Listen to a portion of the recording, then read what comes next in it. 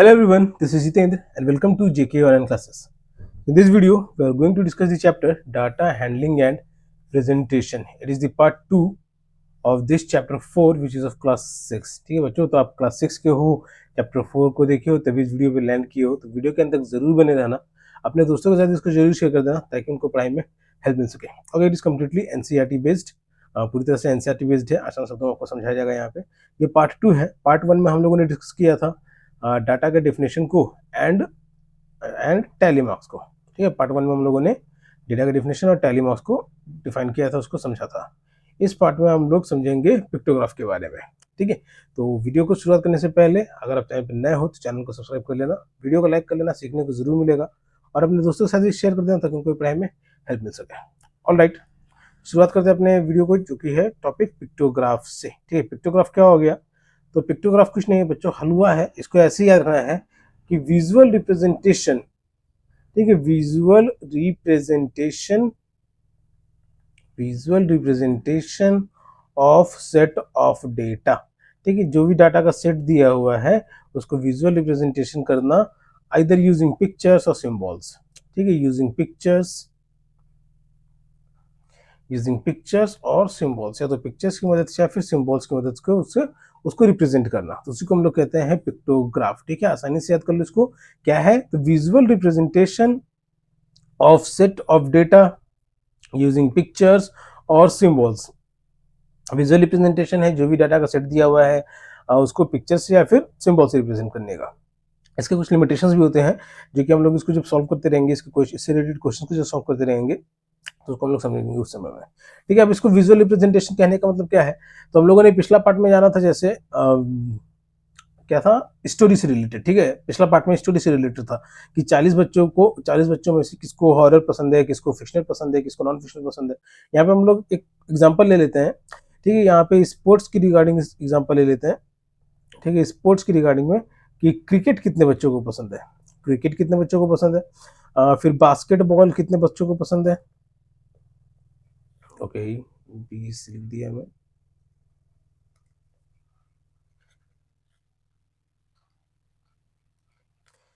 फिर बास्केटबॉल कितने बच्चों को पसंद है और फुटबॉल कितने बच्चों को पसंद है. ठीक है, इसको रिप्रेजेंट कैसे करेंगे? तो मान लो कि क्रिकेट का अगर हम लोग बैट एक सिंबल है उससे रिप्रेजेंट करते हैं. ठीक है, बैट के सिंबल से, तो जितने बैट रहेंगे उतने बच्चे इस क्रिकेट को पसंद कर रहे हैं. यानी ठीक है, जितने बैट रहेंगे उतने बच्चे इस क्रिकेट को पसंद कर रहे हैं. ये क्या जाएगा? तो पिक्टोरियल रिप्रेजेंटेशन हो रहा है नंबर ऑफ स्टूडेंट्स के लिए, जिन्हें यहाँ पे इसको हम लोग मानते हैं नंबर ऑफ स्टूडेंट्स. ठीक है, नंबर ऑफ स्टूडेंट्स, और वन सिंबल या वन आइकन. ठीक है, one icon is equal to one student. एक आइकन जो है, अब यहाँ पे मैंने आइकन क्यों लिखा, इसको कहते हैं हम लोग स्केलिंग करना. ठीक है, आइकन क्यों लिखा है यहाँ पे? क्योंकि यहाँ पे बैट का आइकन यूज किया जा रहा है. यहाँ जो सिंबल है वो किस चीज का है? बैट का है. वैसे ही बास्केटबॉल में हम लोग क्या यूज कर सकते हैं? एक बास्केट बना सकते हैं. ठीक है, एक बास्केटबॉल है, उसके अंदर ये बास्केट है, तो ये बास्केटबॉल के लिए यूज किया सकता है, या तो सिर्फ अगर बॉल बना सकते हो तो बॉल भी यूज कर सकते हो.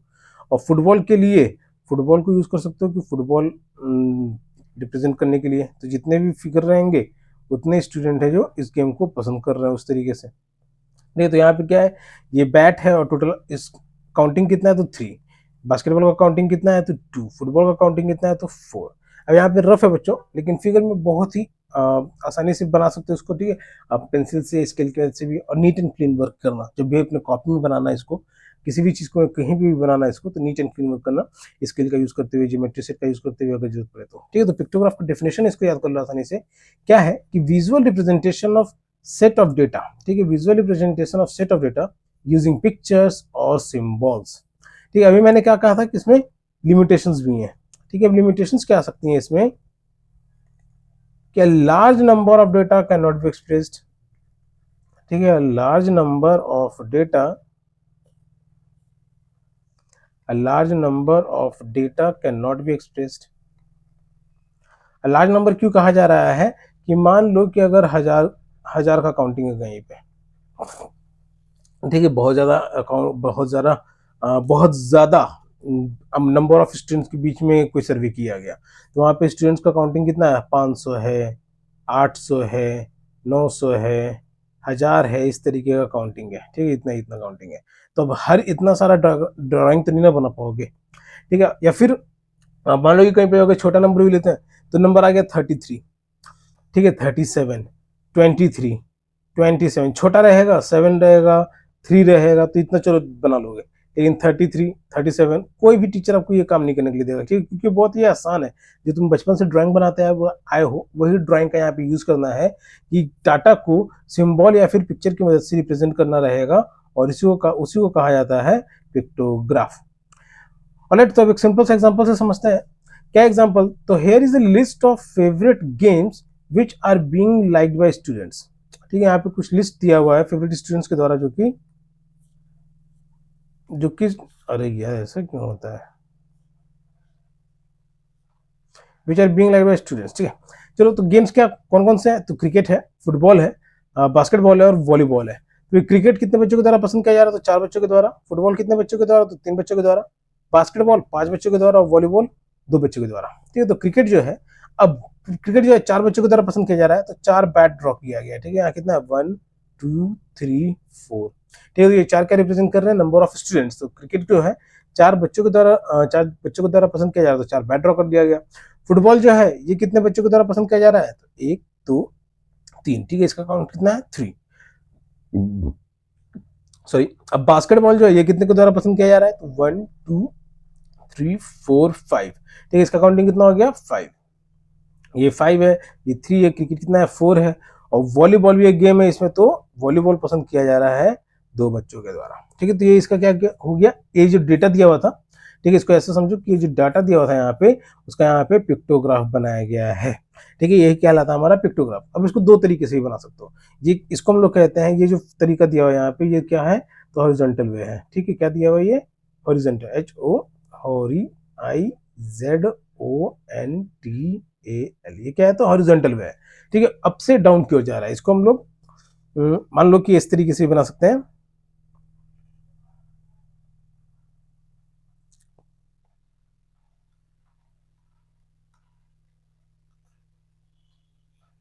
ठीक है, इन बॉक्सेस में क्या है? तो गेम के नेम लिखे हुए हैं, जैसे क्रिकेट लिखा हुआ है यहाँ पे।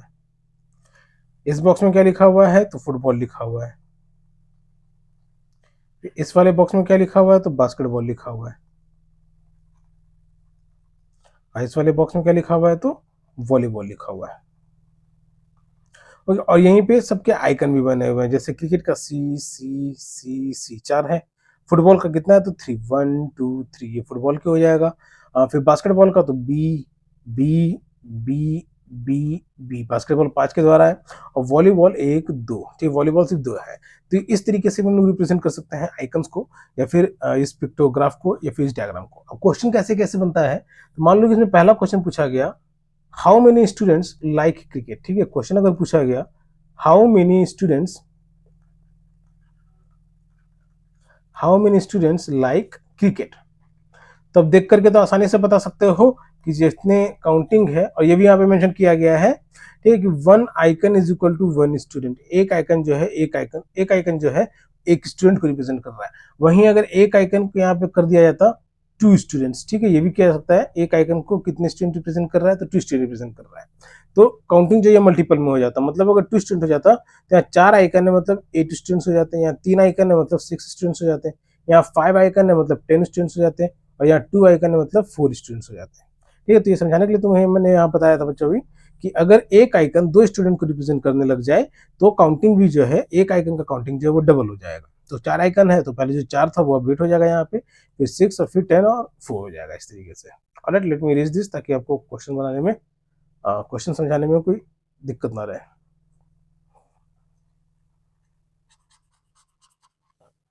5 भी इरेज हो गया, 5 नहीं इरेज करना था। ठीक है, 5 तो है ही, बास्केट पसंद करने वाले 5 है। चलिए, अब how many students like cricket, तो इसका आंसर कितना हो जाएगा यहाँ पे? 4, बस सिंपल सा आंसर। अब which game is least favourite, ठीक है, यही बोला जा सकता है, which game is least favourite, कौन सा गेम है जो कि बहुत ही कम फेवरेट है बच्चों का। ठीक है, तो इसका आंसर क्या हो जाएगा? आप काउंटिंग देख करके बता सकते हो। एक 4 है, एक 3 है, एक 5 है और एक 2 है। ठीक है, 2 है, 4 उसको मत देखना, उसको मैं इरेज करना भूल गया यहाँ पे। ठीक है, एक क्या है तो 2 है। अब जिसका काउंटिंग सबसे कम है वो क्या रहेगा, तो लीस्ट फेवरेट रहेगा, यानी volleyball is the least favourite. ठीक है, volleyball is the least favourite. तो इस तरीके से इसका क्वेश्चन भी बनता है और बहुत ही आसानी से इसको सॉल्व भी किया जा सकता है।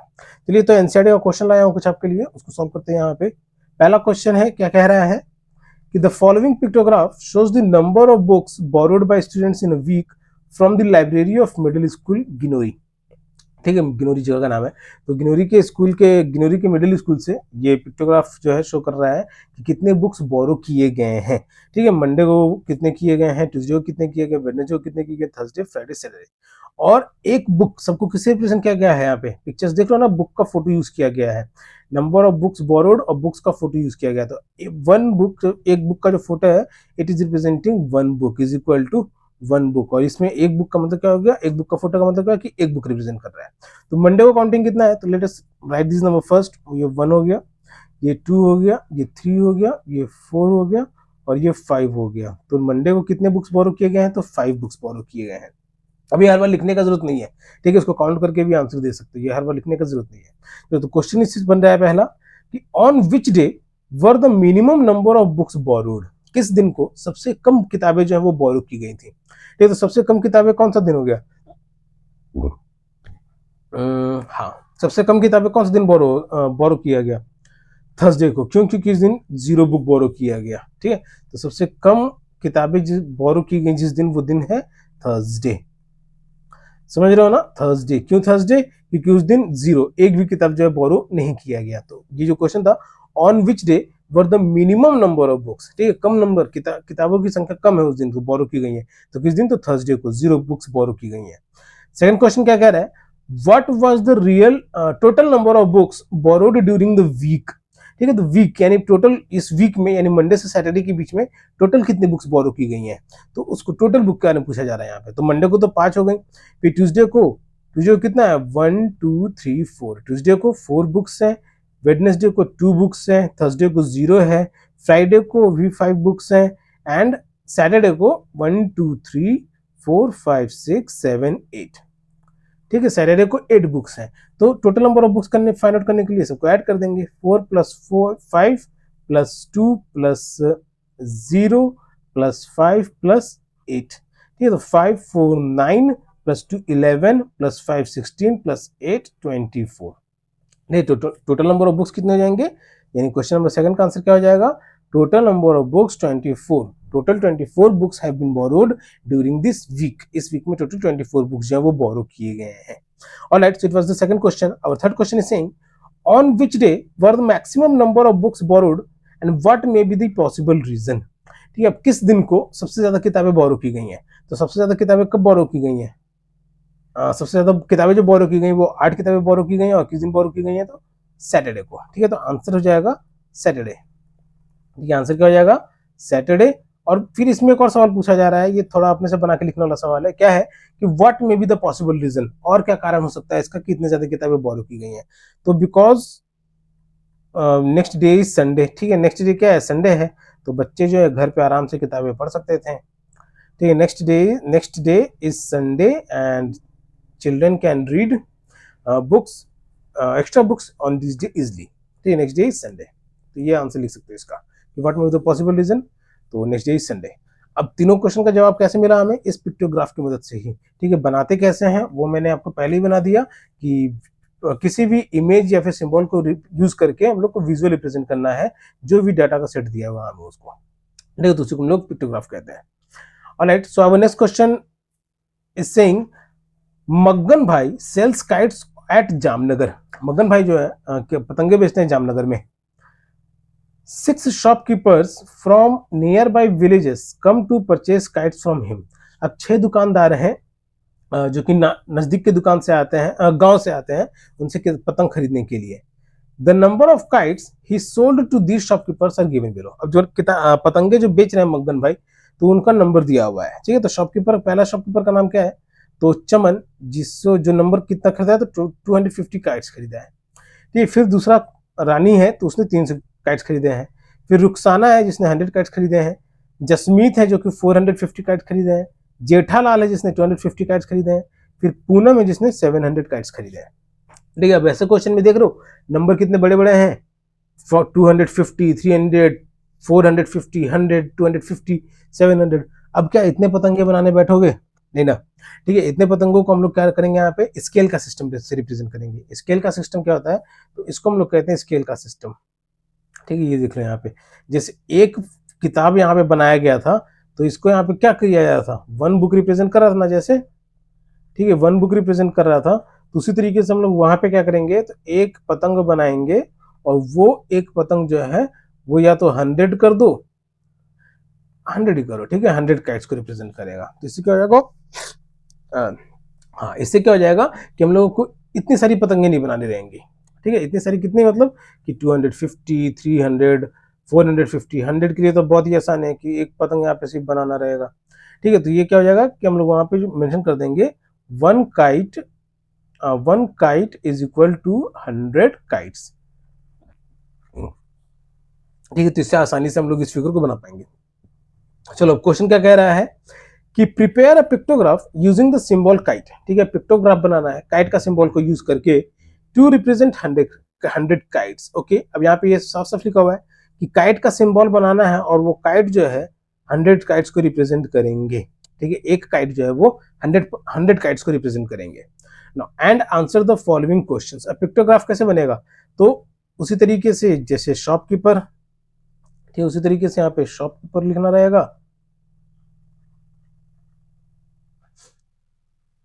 फिर यहाँ पे एक लाइन खींचना। मैं भी थोड़ा नया हूँ बच्चों ये डिजिटल वर्क में, ठीक है, डिजिटल बोर्ड भी नहीं है, ठीक है, इसमें अभी नया हो तो इसलिए थोड़ा दिक्कत आ रहा है, धीरे धीरे सही हो जाएगा। ठीक है, फिर शॉपकीपर। ना अब नंबर यहाँ पे क्या रहेगा दूसरे कॉलम में, तो नंबर ऑफ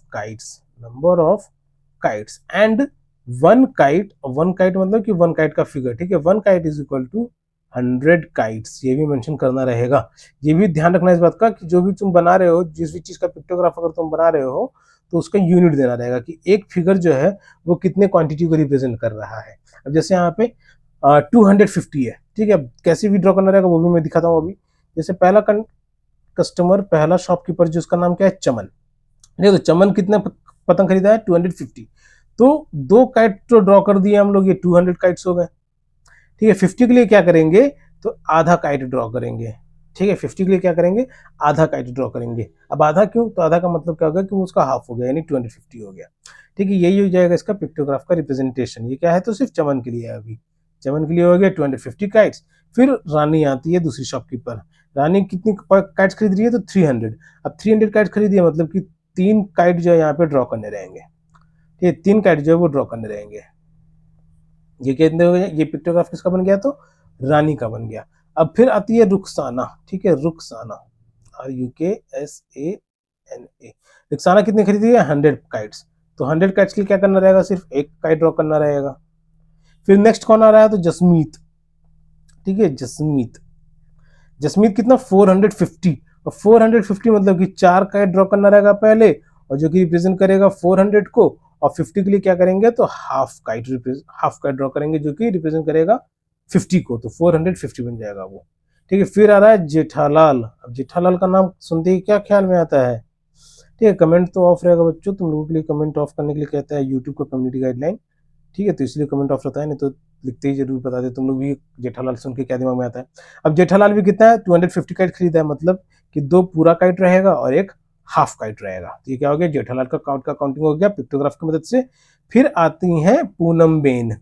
ठीक है, सब के सब लग रही है गुजरात के हैं। ठीक है, और गुजरात के सुन के क्या ख्याल आता है, अभी बच्चों ज्यादा ख्याल नहीं होगा। अब पूनम बेन ने कितने काइट्स खरीदे हैं, तो 700 काइट्स खरीदे हैं, यानी टोटल यहाँ पे 7 काइट्स को ड्रॉ करने रहेंगे। 1 2 3 4 5 6 7, टोटल कितने काइट्स ड्रॉ करने रहेंगे, 7 काइट्स।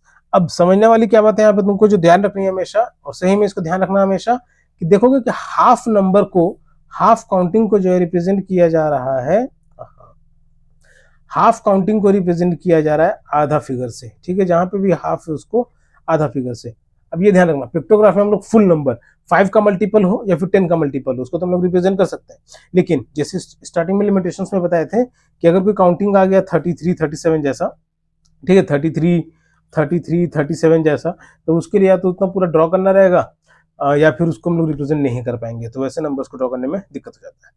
ऑलराइट, पिक्टोग्राफ हम लोगों ने ड्रॉ कर लिया। यही कहा गया था यहाँ पे कि prepare a pictograph using the symbol of kite to represent 100 kites. ठीक है, पिक्टोग्राफ ड्रॉ करो काइट का सिंबल को यूज करके जो कि 100 काइट्स को रिप्रेजेंट करेगा, और फिर इन क्वेश्चंस को आंसर करो। क्वेश्चन क्या है, तो how many symbols represent the kites that Rani purchased. ठीक है, अब ये दूसरे तरीके से क्वेश्चन बन रहा है। यहाँ पे सिंबल्स के बारे में पूछा जा रहा है कि कितने सिंबल का यूज किया गया है रानी ने पतंगे जो खरीदी उसको रिप्रेजेंट करने के लिए। तो कितने सिंबल का यूज किया जा रहा है, तो 3 सिंबल्स के लिए। सॉरी, यहीं पे लिख देता हूँ। देखो तो कितने सिंबल्स का यूज किया जा रहा है, तो 3 सिंबल्स। ठीक है, 3 सिंबल्स। सेकंड क्वेश्चन क्या है, who purchase the maximum number of kites. किसने सबसे ज्यादा काइट्स खरीदी। ठीक है, तो इसके लिए हमें पिक्टोग्राफ देखने का जरूरत नहीं है। जो हम लोगों ने पिक्टोग्राफ यहाँ पे बनाया ना, इसको देखने की जरूरत नहीं है। हम लोग यहाँ पे नंबर ऑफ काइट्स सोल्ड मतलब कि दे हैव परचेज्ड, तो ये देख करके बता सकते हैं कि जिसके पास 700 पतंगे हैं उसने सबसे ज्यादा खरीदी। यानी आंसर क्या हो जाएगा इसका, पूनम बेन। तो how many who purchase the maximum number of kites, तो पूनम बेन। Okay, Poonam Ben.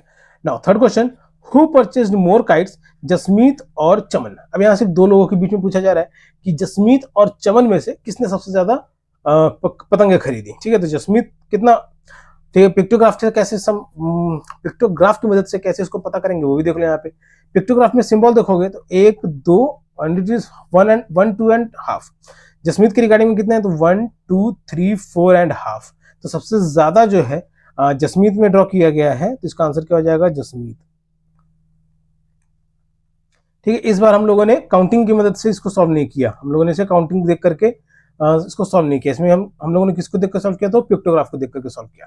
ये कैसे, तो पिक्टोग्राफ पिक्चर्स को, सिंबल्स को काउंट कर लिया हम लोगों ने कि 1, 2 एंड हाफ, ये चमन के नंबर ऑफ काइट्स हो गए।